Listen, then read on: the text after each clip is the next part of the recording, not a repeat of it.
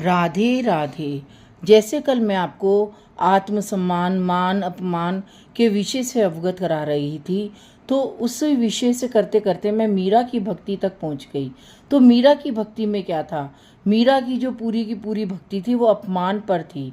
दुनिया उसको ताने देती थी, उसके ससुराल वाले उसका अपमान करते थे, उसको खाना नहीं देते थे, वो तड़पती रहती थी अपने गिरधर की तरस के लिए। लेकिन मीरा ने अपने हर अपमान को सहा। किसके लिए? परमात्मा की प्राप्ति करने के लिए, अपने गिरधर के दर्शन के लिए।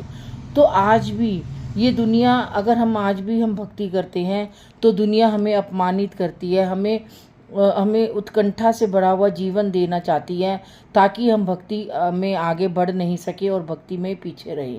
तो भक्ति करना भी एक बहुत बड़ा सम्मान का विषय है परमात्मा के प्रति।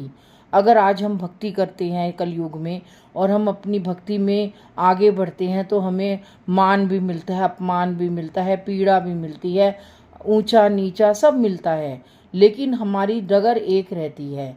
हम सीधी डगर पे चलते रहते हैं तो परमात्मा भी हमें उस डगर पर अपने साथ लिए चलता है और भक्ति से हमें अवगत करवाता ही रहता है, क्योंकि भक्ति से ही प्रेम है और प्रेम से ही भक्ति है। आत्मसम्मान, आत्मबल, आत्मसंतुष्टि, आत्मनिष्ठा,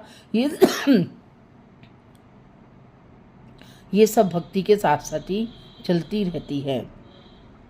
तो एक बार मीरा कहती है, एक बार दर्श तो दिखा काना, एक बार दर्श तो दिखा काना, तेरे दर्शन की प्यासी हूँ मैं, तेरे दर्शन की प्यासी हूँ मैं। कब से इंतज़ार में है ये जोगन, कब से इंतज़ार में है ये जोगन, कब से तेरे द्वार खड़ी है जोगन।